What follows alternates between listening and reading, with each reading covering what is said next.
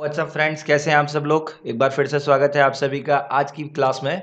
और आज हम लोग क्या शुरू करने वाले हैं। आज हम लोग शुरू करने वाले हैं क्लास 10th मैथ से exercise number 9, applications of trigonometry या फिर हाइट एंड डिस्टेंस। तो चलिए शुरू करते हैं अपने पहले क्वेश्चन से बिना वक्त गवाए। तो हमारा पहला क्वेश्चन है, a circus artist is climbing a 20 metre long rope which is tightly stretched and tied from the top of a vertical pole to the ground.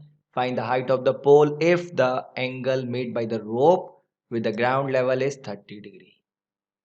सबसे पहले एक बात समझ लीजिए कि अगर हाइट एंड डिस्टेंस को अगर ठीक से समझ रहे हैं तो उसके फिगर्स को समझ गए, क्वेश्चंस ऑटोमेटिक निकलते चले जाएंगे। और अगर क्वेश्चन का फिगर क्लियर नहीं है तो क्वेश्चन नहीं होगा, समझ में नहीं आएगा ये चैप्टर। तो अभी क्वेश्चन को समझना है। क्या कह रहा है कि कोई रोप है जिसे जमीन पर किसी बिंदु से बांध दिया गया है और वो उसका दूसरा सिरा एक पोल के टॉप से बांध दिया गया है। ठीक है, देखिए यहाँ पे आपके पास क्या है, एक रोप है जिसे एक पॉइंट ए से बांधा गया है और इसी रोप को क्या किया गया है, इस टावर के इस पॉइंट से बांधा गया है, टॉप से, है ना। और ये रोप क्या कर रही है, जमीन के साथ 30 डिग्री का एंगल बना रही है। रोप हमें बताया गया है कि है कितनी, 20 मीटर लॉन्ग है। हमें बताना है कि tower of height, height of tower क्या होगी। ठीक है, टावर की ऊंचाई बतानी है। तो चलिए इसका सोल्यूशन करते हैं और देखते हैं कि करना क्या है हमें।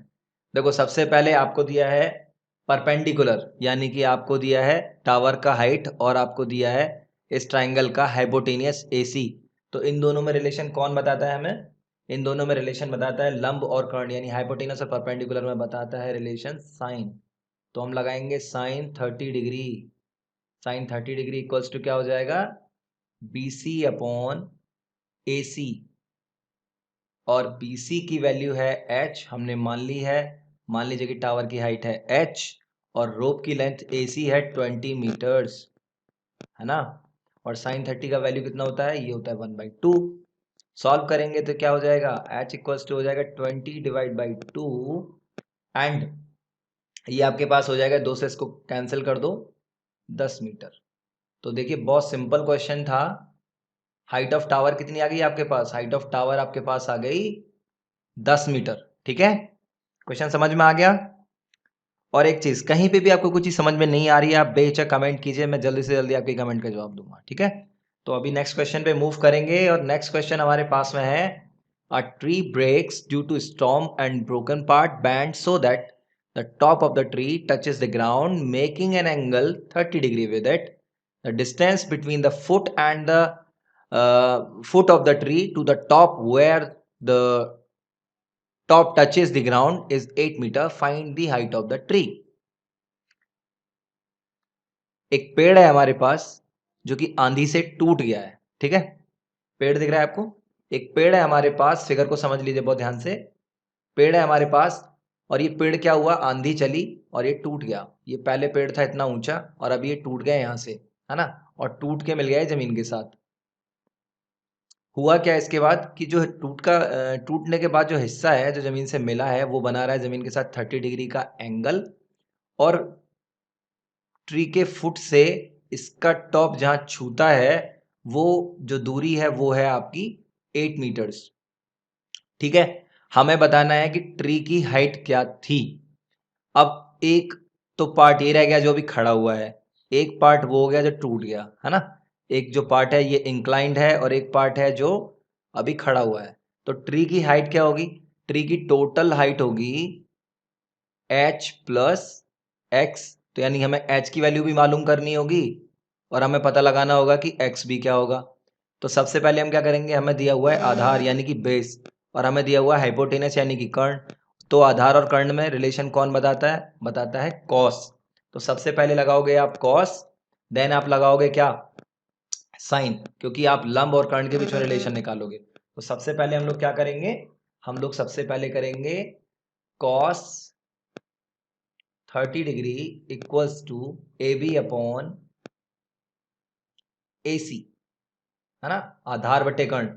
और कॉस 30 का वैल्यू होता है √3/2 और AB हमें दिया हुआ है कितना, 8 मीटर्स और AC हमें फाइंड आउट करना है। क्रॉस मल्टीप्लाई कर लेंगे, तो भाई क्रॉस मल्टीप्लाई किया तो क्या मिल गया हमें, 8 2 जा 16 अपॉन √3। तो ये हो गई हमारी AC यानी x की वैल्यू। ये मान लो इक्वेशन 1 है। अब हमें क्या करना है, हमें फाइंड आउट करना है h का वैल्यू।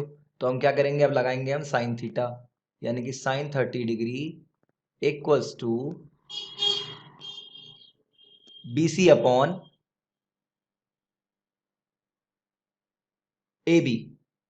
अच्छा साइन नहीं लगा रहे हम यहाँ पे, क्या करेंगे हम यहाँ ना सीधे tan लगा लेते हैं, एक बार में आंसर आ जाएगा। साइन से भी आ सकता है पर हमें साइन नहीं लगाना, हम tan लगाएंगे। तो tan 30 डिग्री हम लगा ले रहे हैं और ये हो जाएगा लंब बटे आधार यानी कि BC अपॉन AB, है ना। और tan 30 का वैल्यू होता है यार 1/√3। BC हमें फाइंड आउट करना है और AB हमें गिवन है, क्रॉस मल्टीप्लाई कर लो। तो ये क्या हो जाएगा, BC इक्वल्स टू 8/√3 मीटर्स। अब यार ये BC जो है ना ये तो है h, और इसे मान लो इक्वेशन नंबर 2। और आपसे क्या पूछा गया है, आपसे पूछा गया है क्वेश्चन के अंदर कि आपको फाइंड आउट करनी है total height of the tree. और मैंने क्या बताया आपको, total height of the tree क्या है, ये तो आपके पास में है h प्लस x। तो जोड़ दो यार इनको, यानी कि 16/√3 प्लस 8/√3। इनको फर्दर सॉल्व किया तो ये हो जाएगा आपके पास 24/√3 मीटर। ये है आपके पेड़ की टोटल हाइट। अच्छा इसको रेशनलाइज करके अगर हम लिखे हैं यानी कि 24√3 अपॉन √3 इस तरह से, तो ये आंसर हो जाएगा आपका 8√3। तो ऐसा भी दिया हो सकता है आंसर शीट में आंसर, तो घबराने की जरूरत नहीं है ना। चलिए अभी करते हैं थर्ड क्वेश्चन पे मूव। और थर्ड क्वेश्चन हमारे पास में है, a contractor plans to install 2 slides for the children to play in a park. For the children below the age of 5 years, she prefers to have a slide whose top is at a height of 1.5 meter and inclined at an angle of 30 degree to the ground. Whereas for elder children, she wants to have a steep slide at a height of 3 meter at inclined at an angle of 60 degree to the ground. What should be the length of the slide in each case? समझिए, दो slides हैं आपके पास, है ना। एक slide तो है छोटे बच्चों के लिए और एक स्लाइड है आपके पास बड़े बच्चों के लिए।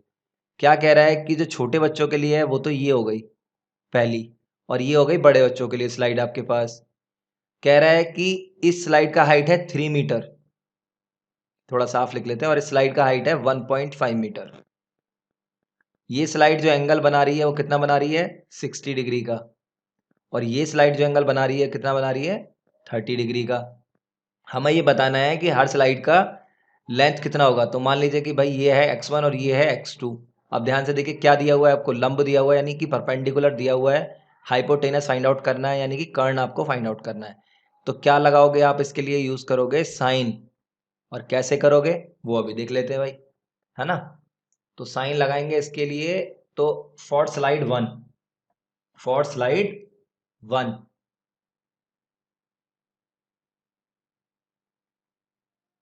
पहली स्लाइड के लिए क्या हो जाएगा, पहली स्लाइड के लिए आप लगाओगे tan 30 degree equals to 1.5 upon x2, यानी कि परपेंडिकुलर अपॉन सॉरी नहीं यार गलत कर रहे हैं हम लोग।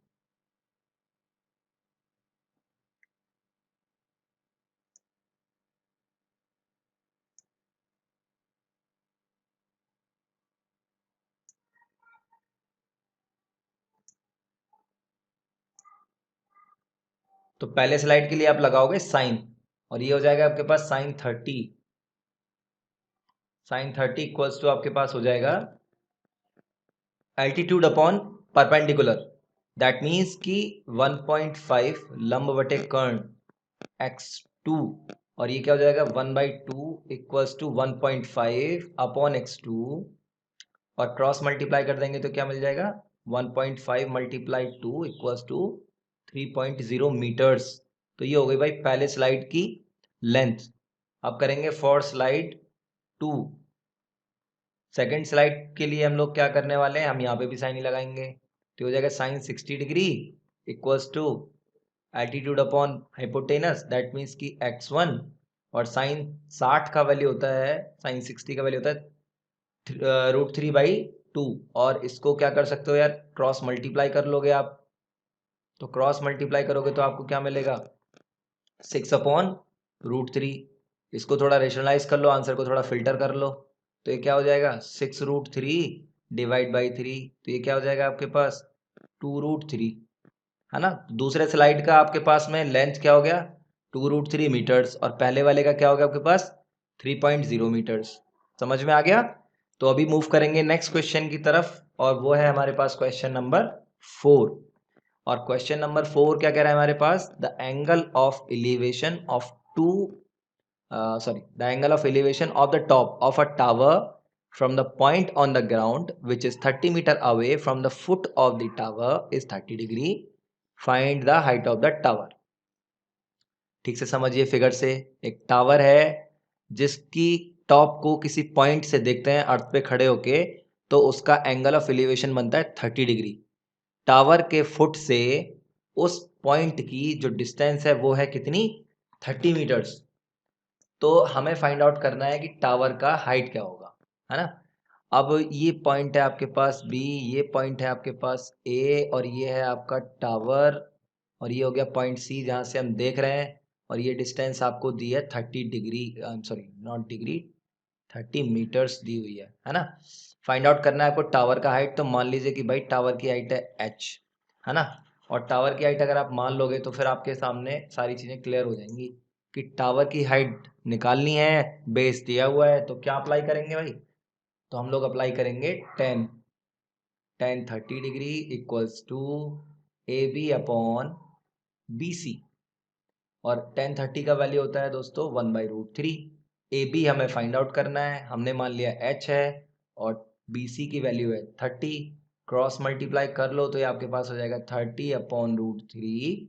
और फर्दर इसको अगर रेक्टिफाई करो आंसर को, यानी कि रैशनलाइज कर लो, तो ये हो जाएगा आपके पास इस तरह से √3 से ऊपर नीचे मल्टीप्लाई 30√3 डिवाइड बाई 3, 10 बार इसको कैंसिल कर दो तो यार ये आंसर हो जाएगा पर 10√3 मीटर्स। ये है आपकी टावर की हाइट, ठीक है। तो ये हो गई टावर की हाइट। क्वेश्चन ठीक से समझ में आ गया। नेक्स्ट क्वेश्चन पे मूव करें। चलिए नेक्स्ट क्वेश्चन हमारे पास में है, a kite is flying at a height of 60 metre above the ground, the string attached to the kite is temporarily tied to a point on the ground. The inclination of the string with the ground is 60 degree. Find the length of the string assuming that there is no slack in the string. क्या कहना चाह रहा है question वो समझ लीजिए। मान लीजिए कि एक पतंग उड़ रही है जमीन से कुछ ऊंचाई पे है, अभी बात करेंगे कितनी ऊंचाई पे है। तो मान लीजिए कि भैया ये उड़ रही है आपकी एक पतंग यहाँ पे और ये जमीन से कितनी ऊंचाई पर है 60 मीटर की ऊंचाई पर है, ठीक है। और ये जमीन से किसी पॉइंट पे बांध रखा है इसके धागे को और ये बना रहा है हॉरिजॉन्टल के साथ कितना एंगल 60 डिग्री का। अब अगर हम ऐसा मान लें कि डोरी और पतंग के बीच में जो डोरी है, मतलब बिंदु और पतंग के बीच में जो डोरी बंधी है उसमें कोई ढील नहीं है, कोई स्लैक नहीं है, तो हमें बताना होगा कि डोरी की लंबाई कितनी है, ठीक है। अब मान ले रहे हैं कि डोरी की लंबाई है x और हमारे पास इस तरह से बन गया एक ट्राइंगल। इस ट्राइंगल का हाइट हमें मालूम है, एल्टीट्यूड मालूम है और हमें हाइपोटेनस फाइंड आउट करना है। तो भाई क्या लगाएंगे हम, अगेन हमें मालूम है कि एल्टीट्यूड और हाइपोटेनस में रिलेशन कौन रिप्रेजेंट करता है, वो करता है साइन। दैट मीन्स कि साइन लगा लो। तो ये हो जाएगा आपके पास ट्राइंगल ए बी सी से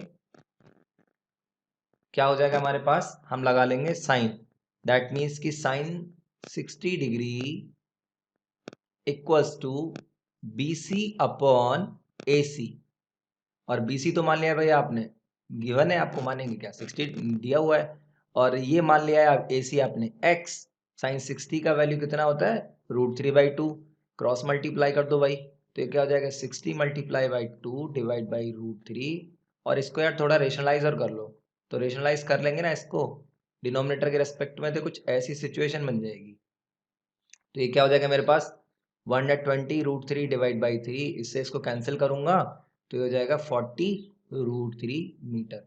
तो यार ये हो गई आपकी डोरी की लेंथ, ठीक है। क्वेश्चन ठीक से समझ में आ गया। तो अभी मूव करते हैं हमारे नेक्स्ट क्वेश्चन पे और हमारा नेक्स्ट क्वेश्चन है क्वेश्चन नंबर 6।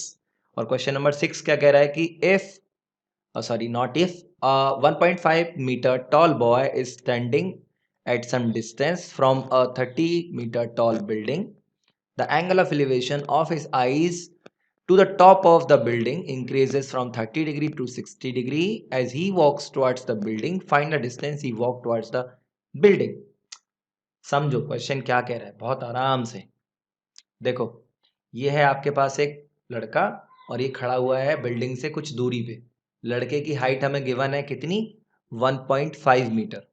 ठीक है, अब ये लड़का क्या करता है कि ये इस पॉइंट से आगे बढ़ता है कुछ और नए पॉइंट एफ से डी पे पहुंच जाता है ना। मान लो कि भाई इसने चल ली एक्स दूरी इस दौरान, और होता क्या है कि इस पॉइंट डी से वो फिर देखता है इस टावर के टॉप को। तो भाई जो एंगल था ना 30 डिग्री पहले, अब वो चेंज हो गया 60 डिग्री में।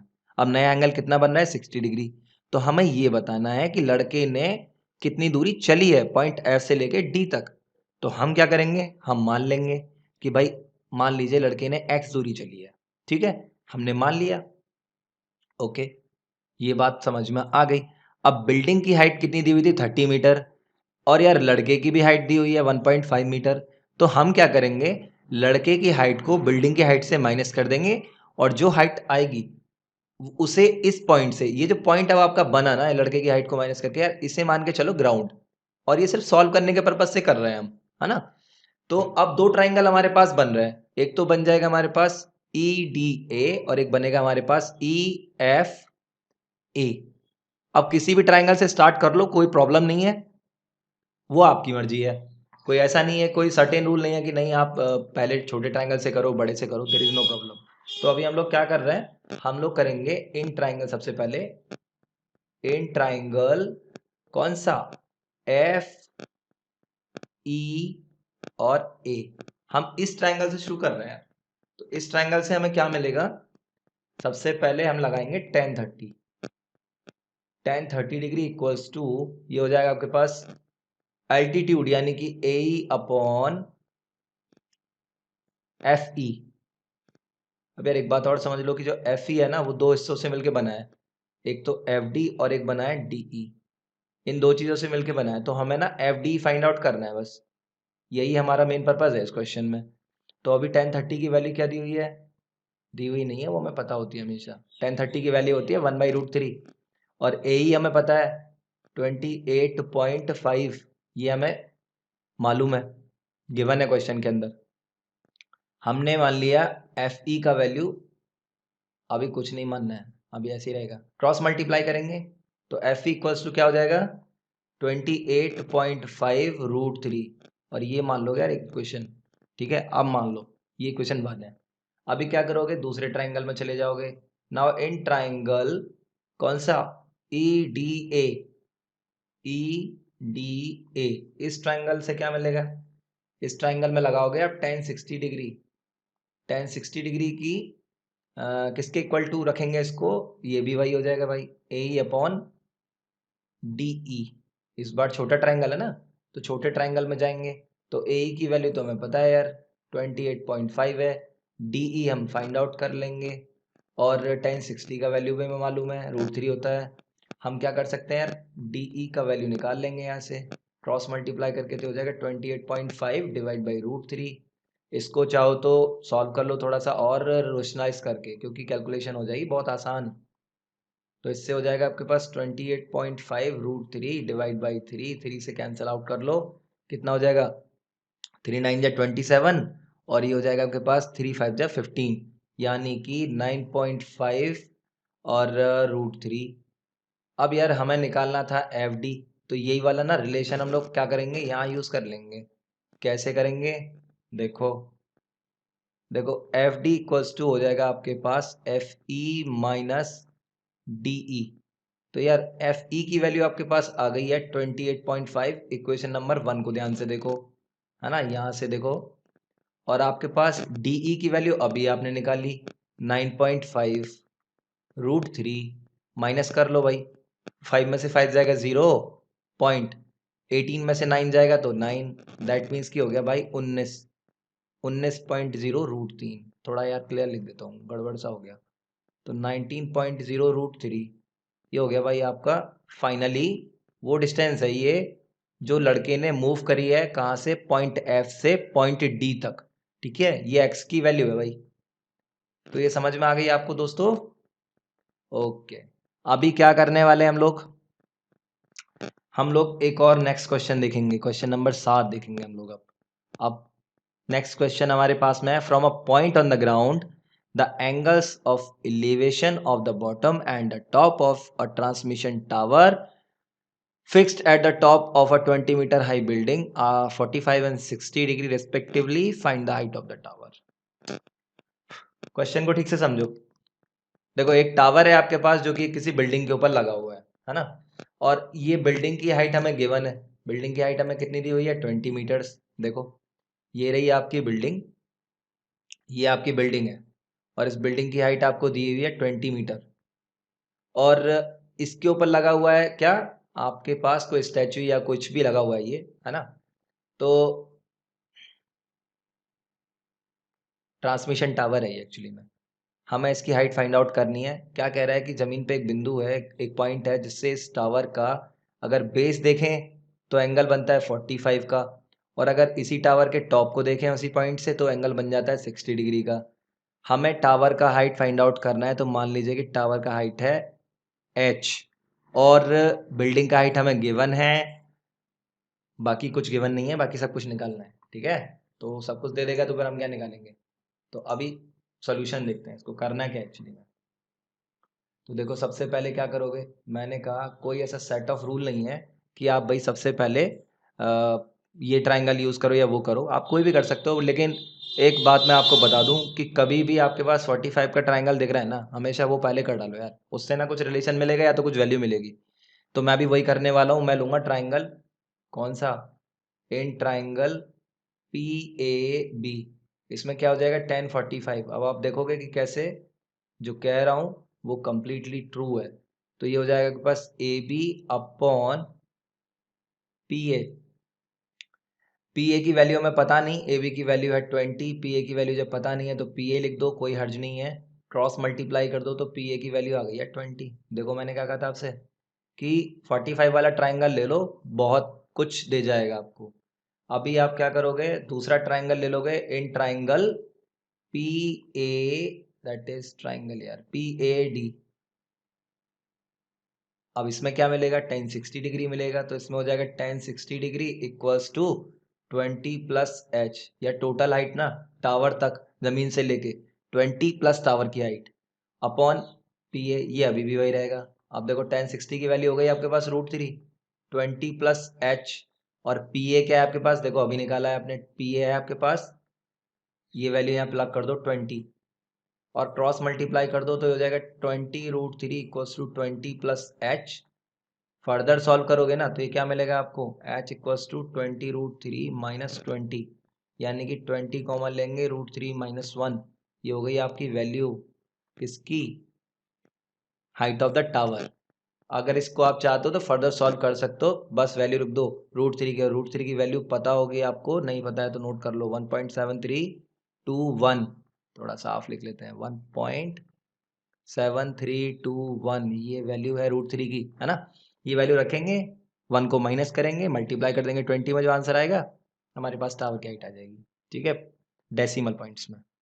नेक्स्ट हमारे पास में है क्वेश्चन नंबर 8, और क्वेश्चन नंबर 8 क्या कह रहा है कि a statue 1.6 metre tall stands on the top of a pedestal from a point on the ground. The angle of elevation of the top of the statue is 60 degree, and from the same point the angle of elevation of the top of the pedestal is 45 degree. Find the height of the pedestal। बहुत ध्यान से समझना है question क्या है, ठीक है, figure से सब क्लियर हो जाएगा। अगेन सेम फिगर है, कुछ भी चेंज नहीं है, बस क्वेश्चन में थोड़ा चेंज क्या किया है, इस बार हाइट ऑफ टावर दे दिया है आपको, और आपसे पूछ लिया उसने बिल्डिंग की हाइट, ऐसे समझ लो, बाकी कुछ भी चेंज नहीं किया है। ठीक है, अगेन सेम प्रोसीजर फॉलो करेंगे और देखो आंसर आ जाएगा हमारे पास में। तो पहले क्या लगाओगे आप, पहले लोगे आप triangle P A B, in triangle P A B क्या हो जाएगा इसमें, इसमें आप लगाओगे यार 1045 डिग्री, एंड ये हो जाएगा पास A B upon P A. ठीक है, अब ये हो गया हमारे पास, मतलब पी ए की 1045 की वैल्यू हो गई 1, और ए बी जो है हमने माना है एच, और पी ए की वैल्यू हम लोग कर रहे हैं फाइंड आउट। तो पी ए इक्वल्स टू क्या हो जाएगा, एच। देखो मैंने पीछे वाले क्वेश्चन में भी आपसे कहा कि 45 वाला ट्राइंगल हमेशा कुछ दे के जाएगा, तो हमेशा कोशिश करो कि पहले इसे इस्तेमाल कर लो। हाउएवर ऐसा कोई सेट ऑफ रूल नहीं है कि आप 45 का ट्राइंगल पहले लगाओगे, कोई फर्क नहीं पड़ता इस बात से। ठीक है, आपकी अप्रोच सही होनी चाहिए, आंसर थोड़ा डिले होके आएगा बट आएगा ना। बात करेंगे ट्राइंगल पी ए डी की। इस ट्राइंगल में क्या मिलेगा, tan 60 मिलेगा। tan 60 डिग्री क्या हो जाएगा, देखो पूरी हाइट क्या है हमारे पास में h प्लस 1.6, और अपॉन में क्या हो जाएगा पी ए। tan 60 का वैल्यू होता है यार √3 h प्लस 1.6, और पी ए की वैल्यू देखो अभी निकाली है हमने कितनी, h। क्रॉस मल्टीप्लाई कर दो यार, तो हो जाएगा h√3 equals to h plus 1.6। Further solve कर लो, इस h को इधर ले जाओ, तो ये क्या हो जाएगा आपके पास h√3 minus h equals to 1.6।